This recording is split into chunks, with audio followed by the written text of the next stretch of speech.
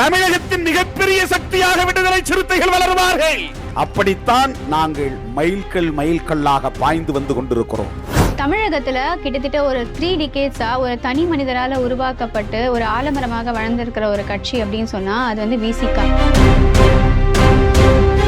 ஒரு காலத்துல கம்யூனன் போல வாழ்ந்த திருமாவளவன், அடிச்சா திருப்பி அடி அப்படின்னு சொன்ன திருமாவளவன் அரசியலுக்கு வந்த பிறகு கொஞ்சம் கொஞ்சமா தன்னுடைய நிலைப்பாடுகளை மாத்திக்கிட்டாரோ அப்படின்ற ஒரு எண்ணம் எல்லாருக்குமே இருக்கு. எதற்காக அரசியலுக்கு வந்தாரோ, எதை சாதிக்கணும்னு அவர் நினைச்சாரோ அந்த ஒரு துறையை நீங்களே உங்களுக்கு தேவையானதை செய்யுங்கன்னு அவர் கையில ஒரு பொறுப்பை கொடுத்த மாதிரி தான் இந்த சமூக நீதித்துறை அவர் கையில கொடுக்கப்பட்டிருக்கு அப்படின்னு சொல்லலாம். அவர் பேசிய சில கருத்துக்கள் திமுகவிற்கு எதிராக இருந்தது, வாரிசு அரசியலுக்கு எதிராக இருந்தது. பிறப்பால் அனைவரும் சமம் என்கின்ற கருத்தியலை அம்பேத்கர் உருவாக்கியதை போல இங்க பிறப்பால் ஒரு முதலமைச்சர் உருவாக்கப்படக்கூடாது. இதை எதிர்த்து நான் மட்டும் தனியாக எப்படி போராட முடியும்? இதை எதிர்ப்பதோ இதற்கு எதிரான செயல்பாடுகளை செய்வதையோ திராவிட கட்சிகள் கிட்டையும் இடதுசாரி கட்சிகள் கிட்டையும் நான் கொடுத்துறேன், அவங்க தான் இதற்கான முடிவை எடுக்கணும் அப்படின்னு சொல்றாரு. கட்சி வந்து தன்னுடைய வசத்துல இருக்கா இல்ல திமுகவுடைய வசத்துல இருக்கான்ற ஒரு டவுட் திருமாவளவன் அவர்களுக்கே உருவாச்சு. எந்த நேரத்துல அப்படின்னா ஷா நவாஸ் அவர்களுக்கு எந்த தொகுதி கொடுக்கப்படணும் அப்படிங்கறத கூட டிஎம்கே தான் சொன்னாங்க அப்படின்னு சொல்றாங்க. வெளியே போன பனையூர் பாபு சும்மா போனாரான்னு கேட்டா அப்படியும் இல்ல, வெளியே வரும்போது அவர் ஒரு ஸ்டேட்மெண்ட் கொடுக்கறாரு. இந்த பனையூர் பாபுவோட ஸ்டேட்மெண்ட் தான் இன்னைக்கு விசிகால இருக்கிற மொத்த கட்சியினருக்கான ஸ்டேட்மெண்டா நம்ம எடுத்துக்கலாம். எம்பியாக இருந்த அவர் மீண்டும் எம்எல்ஏவாக போட்டியிட வேண்டும்ன்ற ஒரு முடிவை எடுக்கிறார். ஆனா அந்த நிலையிலும் அவரால் நிலைத்து நிற்கவே முடியல. விசிகா 2.0 எப்படி இருக்கும்? திருமா அவர்களுக்கு அப்புறமான விசிகாவை யார் எடுத்து செல்வார்கள்? இன்றைக்கு தமிழகத்திலே பட்டியல் சமூகத்து மக்கள் தலை நிமிர்ந்து நிற்கிறார்கள் என்று சொன்னால், சமூக தளத்திலும் அரசியல் தளத்திலும் பொருளாதார தளத்திலும் கலாச்சார தளத்திலும் கலை உலகத்திலும் இன்றைக்கு தலை நிமிர்ந்து நிற்கிறார்கள் என்று சொன்னால் விடுதலை சிறுத்தைகளின் எழுச்சிதான் அதற்கு காரணம் என்பதை மறந்துவிடக் கூடாது.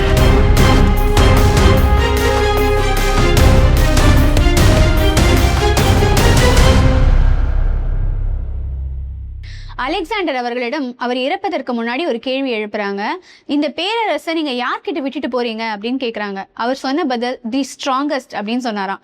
அந்த பதிலே அவருக்கு பின்பான ஒரு பெரிய வாரிசு போருக்கு காரணமாக இருந்தது. ஒரு அரசருடைய வெற்றின்றது தன்னுடைய வாழ்நாள்ல வெற்றிகளை சேமிக்கிறது இல்ல, தனக்கு பின்பும் தன்னுடைய ஆளுமையில் இருந்த நிலப்பரப்பு சாந்தமாகவும் சிறப்பாகவும் வாழ்வதில் மட்டும்தான் இருக்கு. ஒரே ஒரு ஆலமரம் மட்டும் தனித்து நிற்பது அப்படிங்கிறது ஒரு காடு ஆகாது. ஆலமரத்தை சுத்தி உருவாகிற பல்வேறு விதமான மரங்கள் எல்லாமே சேர்ந்துதான் ஒரு காடாகும். அதே மாதிரிதான் ஒரு அரசியல் கட்சியும். அந்த அரசியல் கட்சியை உருவாக்கியவர் வாழும் நாட்கள்ல அந்த அரசியல் கட்சியை எப்படி நடத்துறாருன்றதை விட அவருக்கு பின்பான 2ஆம் தலைமுறையை அவர் எப்படி உருவாக்குறார் அப்படிங்கிறது தான் அந்த அரசியல் கட்சியோட வெற்றியே இருக்கு. தமிழகத்துல கிட்டத்தட்ட ஒரு 3 டிகேட்ஸா ஒரு தனி மனிதரால உருவாக்கப்பட்டு ஒரு ஆலமரமாக வளர்ந்திருக்கிற ஒரு கட்சி அப்படின்னு சொன்னா அது வந்து விசிகா. இந்த 30 வருடங்கள்ல விசிகானா திருமாவளவன், திருமாவளவனா விசிகா அப்படின்னு அடையாளப்படுத்தப்பட்டிருக்கு. ஆனா இந்த ரீசன்ட் டேஸ்ல திமுக உடனான உரசல்கள், டிவிகே உடனான புதிய கணக்குகள் அப்படின்ற ஒரு முயற்சினால விசிகாக்குள்ள ஏதோ ஒரு சில அதிருப்திகள் இருக்கோ அப்படின்ற எண்ணம் எல்லாருக்குமே இருக்கு. அந்த எண்ணத்தை ரீசெண்டா நடந்த அரசியல் நிகழ்வுகளை கொண்டு இந்த தொகுப்புல நம்ம ஆராய போறோம். தமிழகத்தின் மிகப்பெரிய சக்தியாக விடுதலை சிறுத்தைகள் வளருவார்கள். ஏனென்றால் அப்படித்தான் நாங்கள் மைல்கல்லாக பாய்ந்து வந்து கொண்டிருக்கிறோம். விசிகாவோட வளர்ச்சியும் தலைவர் தொல் திருமாவளவனுடைய அரசியல் வாழ்க்கையும் ஒரு இரட்டை குதிரை சவாரி போலதான். ஒரு ஏழ்மையான குடும்பத்துல பிறந்து அரசாங்க உத்தியோகத்துல இருந்து 1980களோட பிற்பகுதியிலையும் 1990களுடைய முற்பகுதியிலையும் அன்று நிலவிய சாதிய குடிமைகளை எதிர்த்து போராடி வந்த தலித் இயக்கங்களை தன்னை இணைச்சுக்கிறாரு தொல் திருமாவளவன் அவர்கள். அன்று அதனுடன் இணைத்து கொண்டவர். அதன் பிறகு மக்களிடம் ஒரு தலித்தின தலைவராகவே கன்சிடர் பண்ணப்படுறார். அந்த காலகட்டத்துல வட தமிழகத்துல நிலவி வந்த சாதிய கொடுமைகள், பொலிட்டிக்கல் அன்ரெஸ்ட் அதெல்லாம் எதிர்த்து போராடிய பல பொலிட்டிக்கல் அண்ட் நான் பொலிட்டிக்கல் அமைப்புகள் நிறைய இருந்தது. அந்த மாதிரி ஒரு அமைப்பு இன்றளவும் உயிர்ப்போட இருக்கு அப்படின்னா அது விடுதலை சிறுத்தைகள் மட்டும்தான். இன்றைக்கு தமிழகத்திலே பட்டியல் சமூகத்து மக்கள் தலை நிமிர்ந்து நிற்கிறார்கள் என்று சொன்னால், சமூக தளத்திலும் அரசியல் தளத்திலும் பொருளாதார தளத்திலும் கலாச்சார தளத்திலும் கலை உலகத்திலும் இன்றைக்கு தலை நிமிர்ந்து நிற்கிறார்கள் என்று சொன்னால் விடுதலை சிறுத்தைகளின் எழுச்சிதான் அதற்கு காரணம் என்பதை மறந்துவிடக் கூடாது. தமிழகத்தோட பிற கட்சிகள் போல இல்லாம பெரியாரிய கருத்துக்களையும் அம்பேத்கரிய கருத்துக்களையும் தெருமுனை கூட்டங்கள், கொள்கைசார் கூட்டங்கள் மூலமா தன்னையே வளர்த்தெடுத்த ஒரு கட்சி அப்படின்னா அதுதான் விடுதலை சிறுத்தைகள் கட்சி. 90கள் வரை தலித் பேந்தர்ஸ் ஆஃப் இந்தியா என்று அழைக்கப்பட்ட இந்த கட்சி அதன் பிறகு விடுதலை சிறுத்தை கட்சிகளாக பெயர் மாற்றம் கொண்டு தன்னை தானே வளர்த்தி கொண்டது. அந்த காலகட்டத்தில் உருவாக்கப்பட்ட பல்வேறு அமைப்புகளும் காற்றோடு கரைந்த பிறகும் விடுதலை சிறுத்தைகள் கட்சி பல நாட்களா நினைத்து நின்னது அப்படிங்கிறது தான் அன்று ஒடுக்கப்பட்ட இளைஞர்களுக்கு ஒரு பெரிய உத்வேகத்தையும் அவர்களுக்கு இருந்த தாழ்வு மனப்பான்மையை போக்குறதுக்குமான முக்கியமான காரணமா இருந்தது.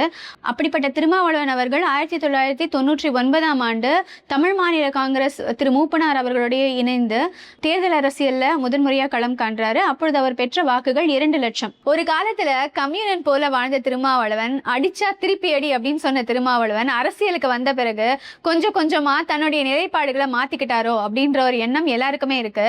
ஆரம்பத்துல தன்னுடைய கொள்கையில மிகவும் ஸ்ட்ராங்கா இருந்த திருமாவளவன் அவர்கள் அரசியலுக்கு வந்த பிறகு தனக்கு உடனான எதிர்கருத்துக்கள் கொண்டவர்களோட கூட சேரும் நிலை அவருக்கு ஒரு சில நேரங்கள்ல ஏற்பட்டது. விசிகாவுடைய வளர்ச்சி அல்லது நிலைப்பாடு அப்படிங்கிறதும் மற்ற தமிழக கட்சிகளோட நிலைப்பாடுன்றதும் என்டையர்லி டிஃப்ரெண்ட். திமுகல இருக்கிற நெப்போட்டிசம் அரசியல் உலக அறிஞ்சது. அதே மாதிரி ஜெயலலிதா அம்மையார் இருக்கும் பொழுதே ஒவ்வொரு மாவட்டத்திற்குமான தனித்தனி தலைவர்களை அவங்களே உருவாக்கிக்கிட்டாங்க அப்படின்னு தான் சொல்லணும். ஆனா பாமக முற்றிலும் வேறுபட்டது. அது முற்றிலுமாக ஒரு குடும்ப கட்சி. விசிகாவில் கொள்கை பேச்சுக்களை எடுத்தது திருமாவளவன் அவர்கள். தன்னுடைய உரைகள் மூலம் கட்சியை வளர்த்தது திருமாவளவன் அவர்கள். அதன் பிறகு கூட்டணி பேச்சுக்கள், கூட்டணி முடிவுகள் அனைத்தையும் எடுத்தது திருமாவளவன் அவர்கள். அண்ணன் சொன்னா தம்பி கேட்கணும் அப்படின்னு ஒரு விக்ரமன் படம் மாதிரி தான் அந்த கட்சி இன்னி வரைக்கும் இருக்கு அப்படின்னே சொல்லலாம். கூட்டணியில இருக்கிறவங்களுக்கு யார் அப்ரோச் பண்ணணும் கூட்டணிக்கு அப்படின்றது ரொம்ப எளிமையாகவே இருந்தாலுமே கூட அந்த கட்சியோட 2ஆம் கட்ட தலைவர்கள் யார் யார் அப்படிங்கிறது வெளி உலகத்திற்கு பல நாட்களுக்கு தெரியாமலேயே இருந்தது. உலகத்துக்கு தெரியல அப்படின்னாலும் தொல் திருமாவளவன் அவர்களை தவிர அந்த கட்சியில இருக்கக்கூடிய 2ஆம் கட்ட தலைவர்கள் யார் யார் அப்படிங்கறத நம்ம ஒரு சில பேரை மட்டும் இங்க வீடியோல பார்க்கலாம். முதலாவதாக திரு ரவிக்குமார் அவர்கள். அவர் ஒரு சிந்தனையாளர், எழுத்தாளர், மொழிபெயர்ப்பாளர் அப்படின்னு அவருக்கு பன்முகங்கள் இருந்தது. இதனாலேயே அவர் தமிழ்நாட்டை தாண்டியும் அறியப்படுறார் அப்படின்னு சொல்லப்படுது. அது மட்டுமல்ல, ஒரு நாடாளுமன்ற உறுப்பினராக இருந்து அவர் தன்னுடைய நிலைப்பாடை தனியாக வளர்த்து கொண்டார் அப்படின்னு தான் சொல்லணும். அடுத்தது திரு வன்னியரசு அவர்கள். வன்னியரசு அவர்களுடைய ஈழ போராட்டத்தின் போது அவர் எடுத்த முயற்சிகளும் அச்சுறுத்தல்களும் அவரோட தனிப்பட்ட தலைவரா விசிகால காட்டுது. அது மட்டுமல்லாத சமூக ஊடகங்களையும் தொலைக்காட்சி நிகழ்ச்சிகளிலும் அதிகமா பார்க்கப்படுபவரும் பேசப்படுபவரும் திரு வன்னியரசு அவர்கள் தான். ஏதாவது ஒரு ப்ராப்ளம் அப்படின்னா அதுல முதல்ல குரல் கொடுக்கறதோ முதல்ல அறிக்கை கொடுக்கறதோ திருமாவளவன் அவர்கள் இல்ல. ஆனா அதற்கு முன்னாடி முதல்ல வன்னியரசோட குரல்கள் தான் வெளிவரும். அப்படிப்பட்டவர் 2026ஆம் ஆண்டு தேர்தலில் வெற்றி பெற்று தாவைக்காவுக்கு ஆதரவு தெரிவித்து அதன் மூலமாக சமூக நீதித்துறை அமைச்சராக பொறுப்பேற்றுள்ளார். தான் எதற்காக அரசியலுக்கு வந்தாரோ, எதை சாதிக்கணும்னு அவர் நினைச்சாரோ அந்த ஒரு துறையை நீங்களே உங்களுக்கு தேவையானதை செய்யுங்கன்னு அவர் கையில ஒரு பொறுப்பை கொடுத்த மாதிரி தான் இந்த சமூக நீதித்துறை அவர் கையில கொடுக்கப்பட்டிருக்கு அப்படின்னு சொல்லலாம். விசிகாவில் ஒரு குறுகிய காலத்துல இணைஞ்சு குறுகிய காலத்துல விலகியவர், ஆனா முக்கியமான ஒரு தலைவர் அப்படின்னா திரு ஆதவர்ஜுனா அவர்கள். அவர் ஒரு இளைஞர்களின் முகமாகவே கருதப்பட்டார். அவர் பாரம்பரியமா இருந்த விசிகாவுடைய அரசியலுக்கு எதிர்மறையான ஒரு அரசியலை தான் முன்னெடுத்தார் அப்படின்னு சொல்லணும். அவர் ஆட்சியிலும் பங்கு அதிகாரத்திலும் பங்குன்ற வார்த்தையை மீண்டும் உபயோகிக்க ஆரம்பிச்சார். அது மட்டும் இல்ல, இளைஞர்களை ஈர்க்கிற ஒரு சக்தியாகவே இருந்தார். இதற்காக அவர் முன்னெடுத்த எல்லா வேலைகளும் அவர் தன்னுடைய கட்சிக்கு எதிராக செயல்படுகிறாரோ அப்படிங்கிற ஒரு அச்சத்தை கட்சிக்குள்ளேயே உருவாக்குச்சு அப்படின்னு தான் சொல்லணும். அவர் கட்சியில சேர்ந்து குறுகிய காலத்திலேயே வளர்ந்துட்டார் அப்படிங்கிறது ஒரு பிரச்சனையா அப்படின்னு கேட்டா கண்டிப்பா கிடையாது. அவர் குறுகிய காலத்துல வளர்ந்ததோ அவருடைய செயல்பாடுகளோ கூட அவர்களுக்கு பிரச்சனையா இல்லை. ஆனா அவர் டிசம்பர் 2024ஆம் ஆண்டு அன்னைக்கு அம்பேத்கரை பற்றிய ஒரு புத்தக வெளியீட்டு விழா நடக்குது. அந்த வெளியீட்டு விழாவில் அவர் பேசிய சில கருத்துக்கள் திமுகவிற்கு எதிராக இருந்தது, வாரிசு அரசியலுக்கு எதிராக இருந்தது, அதிகாரத்தில் பங்க இன்சிஸ்ட் பண்ணி கேட்க ஆரம்பிச்சாரு. அந்த பேச்சுக்கள் திருமாவளவன் அவர்களுக்கு ஒரு அசௌகரியத்தை ஏற்படுத்திச்சு அப்படின்னு தான் சொல்லணும். அதனாலேயே அவர் கட்சியில் இருந்து இடைநீக்கம் செய்யப்பட்டார்.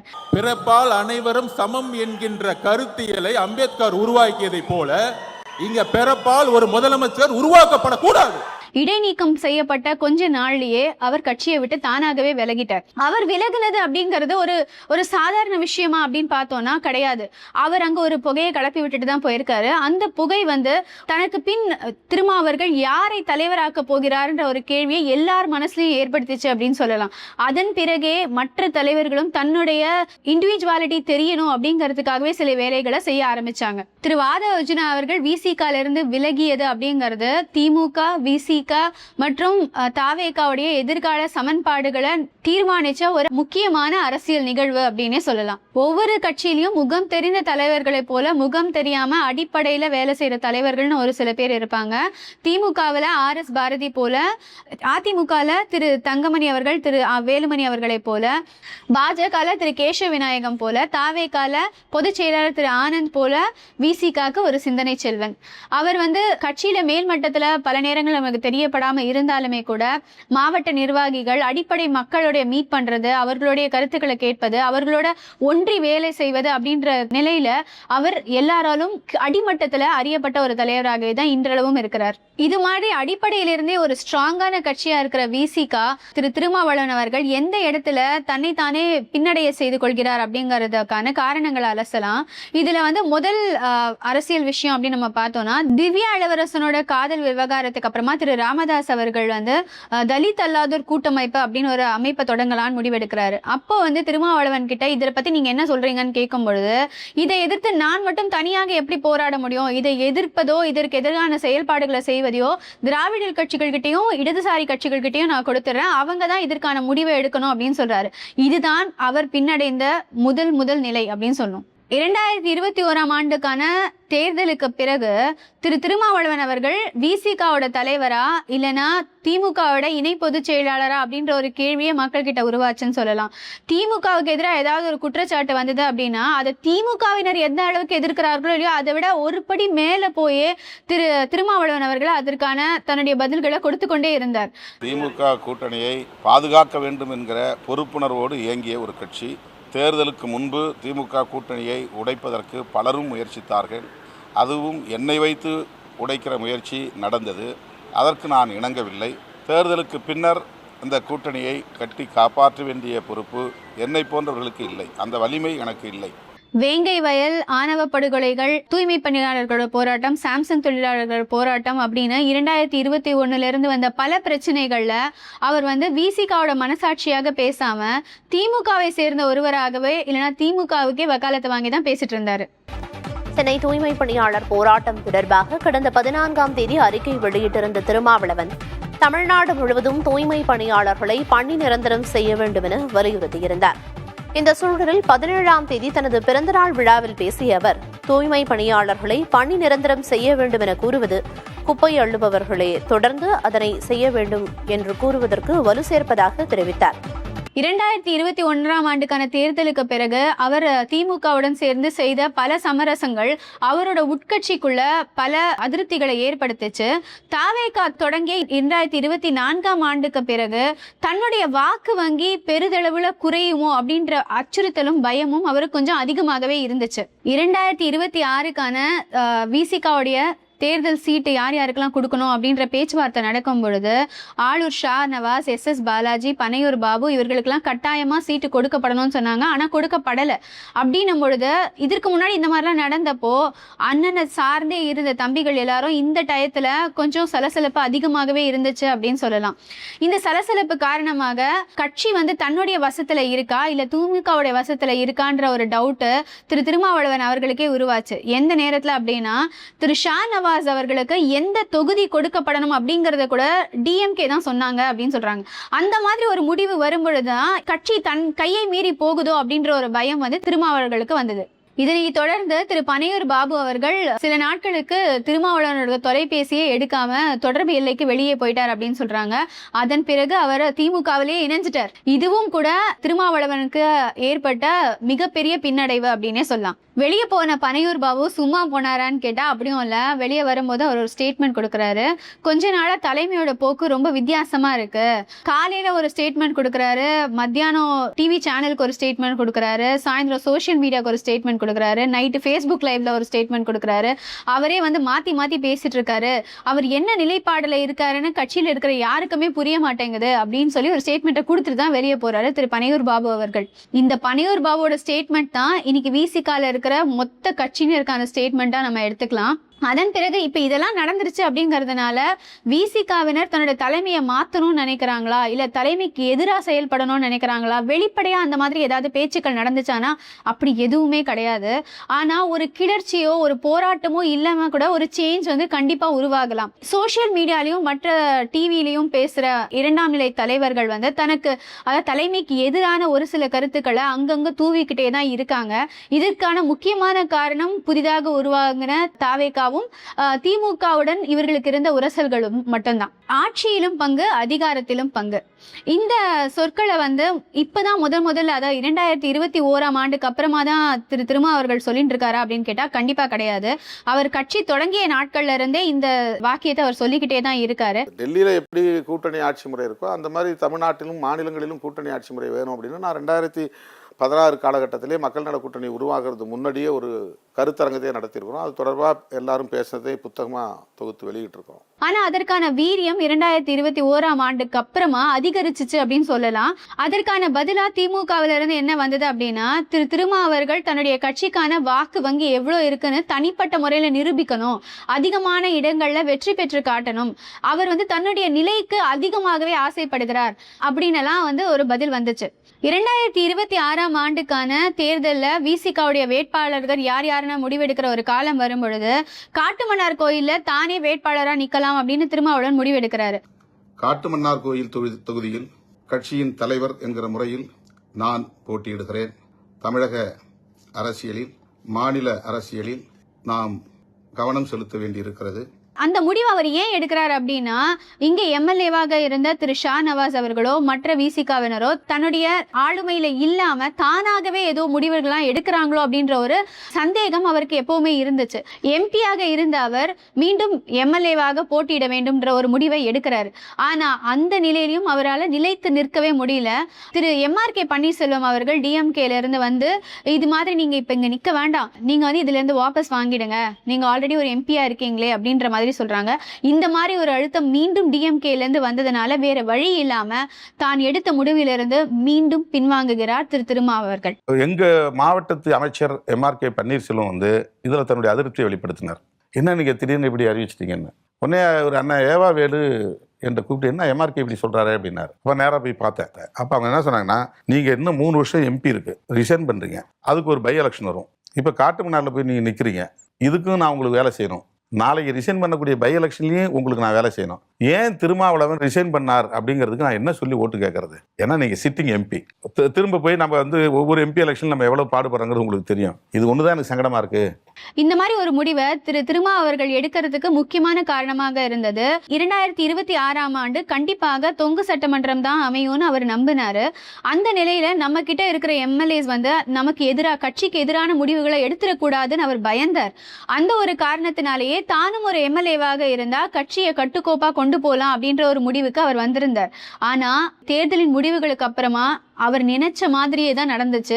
தன்னிடம் இருந்த 2 பேரை தாவேகாவுக்கு ஆதரவாக அனுப்ப வேண்டிய சூழ்நிலைக்கு திருமா அவர்கள் தள்ளப்பட்டார். 2026ஆம் ஆண்டுக்கான தேர்தல் பிரச்சாரத்தப்போ தாவேகாவை RSS பெற்ற குழந்தை அப்படின்னு விமர்சிக்கிறார் திருமா அவர்கள். ஆனா எலெக்ஷனோட ரிசல்ட்டுக்கு அப்புறமா மொத்தமா எல்லா சீனும் மாறுது. நீங்க திமுகவிலிருந்து விலகி தாவேகாவுக்கு ஆதரவு கொடுக்க போறீங்களா அப்படின்னு கேட்டா கண்டிப்பா கிடையாது, நான் திமுகவிலிருந்து விலக மாட்டேன் அப்படின்ற ஒரு ஸ்டேட்மெண்ட் கொடுக்கிறாரு. அதன் பிறகு இடதுசாரிகளோட முடிவு என்னவோ அதுதான் என்னோட முடிவு அப்படின்னு சொல்றாரு. அவர்கள் எல்லாரும் கூட தன்னோட முடிவை சொன்ன பிறகும் கூட தன்னோட முடிவு என்னங்கிறத சொல்லாம கொஞ்சம் கொஞ்சமா இழுத்து அடிக்கிறாரு. அதன் பிறகு நான் டிஎம்கேயோட பெர்மிஷனோட தான் இந்த ஆதரவை கொடுத்தேன் அப்படின்னு சொல்றாரு. முதல்ல ஆதரவு மட்டும்தான், எங்களுக்கு பொசிஷன்ஸ் எதுவும் வேண்டாம் அப்படின்னு சொல்றாரு. ஆனா அதன் பிறகு செய்தியாளர் சந்திப்பின் பொழுது கட்சியோட மற்ற உறுப்பினர்களுடைய விருப்பத்திற்கு என்னங்க எனக்கு வேறு வழி இல்லாமல் நான் இதுக்கு ஒப்புக்கொள்றேன் அப்படின்னு சொல்றாரு. ஸோ இது மாதிரி பல சேஞ்சஸ் ஒரு 1 or 2 days கேப்ல விசிகால நடக்குது. நடக்குது.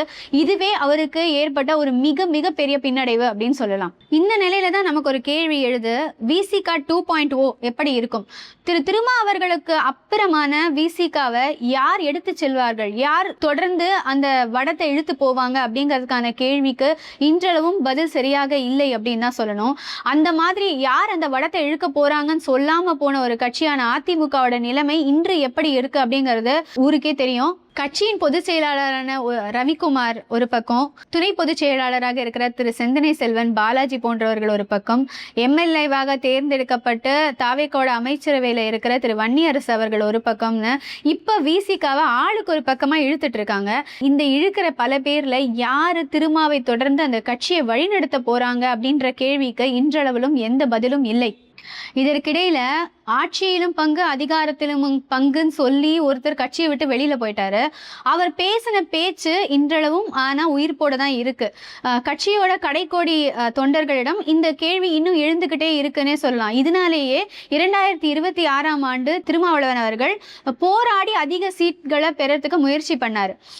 இந்த மாதிரி அவர் இருக்கிறதுனால மீண்டும் இந்த நிலைப்பாட்டில இருந்து அவர் பேக் அடிச்சாரு அப்படின்னா அது கண்டிப்பாக இந்த அண்ணன் சொல் கேட்கும் தம்பிகளை பின்னால் வர செய்யாது.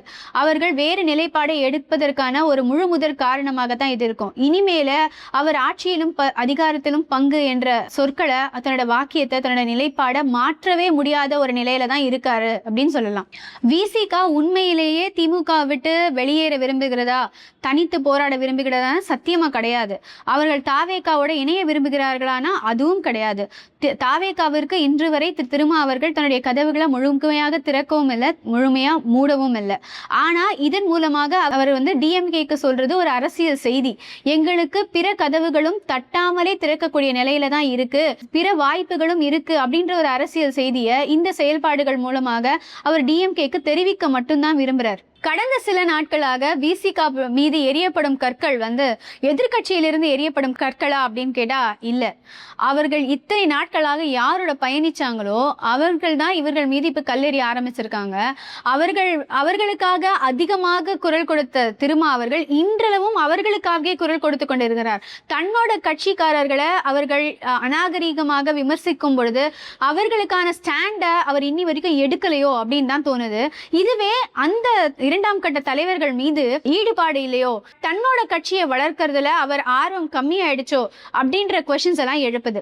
நன்னடை நல்கல் வேந்தற்கு கடனை அப்படின்றது போல அவர் இந்நாள் வரைக்கும் தன்னுடைய தொண்டர்களை எப்படி கட்டுக்கோப்பா கொண்டு போனாரோ, இதற்கப்புறமும் அவர் அதே மாதிரி கொண்டு போகணும்னு நினைச்சாலோ, இல்லைன்னா தன்னுடைய கட்சி செயல்பாடுகள் சிறப்பாக இருக்கும் அப்படின்னு நினைச்சாலோ, அவருடைய தொண்டர்களுக்கு அடுத்த தலைவர் யாருங்கிறத அவர் காமிச்சு கொடுக்கறதுல மட்டும்தான் திருமாவளவன் அவர்களுடைய வெற்றியே இருக்கு. இனிமேலாவது திருமாவளவனுக்கு எதிராக நிற்க போகிறவர்கள் யார் அப்படின்ற கேள்விக்கு பதில தேடாம, திருமாவளவர்கள் கூட நிற்க போவது யாரு, அவர்கள் கூட டிராவல் பண்ண போறது யாரு அப்படின்ற கேள்விக்கு பதில தேடாம, திருமாவளவன் அவர்களுக்கு பிறகு யார் அப்படின்ற கேள்விக்கு விடுதலை சிறுத்தைகள் கட்சியினரும் திருமாவளவன் அவர்களும் பதில் தேடிய வேண்டிய நிலை உருவாகி உள்ளது. இது போன்ற கேள்விகளுக்கு அவர்கள் பதில் தேடுவது மட்டும்தான் திருமாவளவன் அவர்களுக்கும் விசிகாவுடைய எதிர்காலத்துக்கும் மிகவும் நல்லது.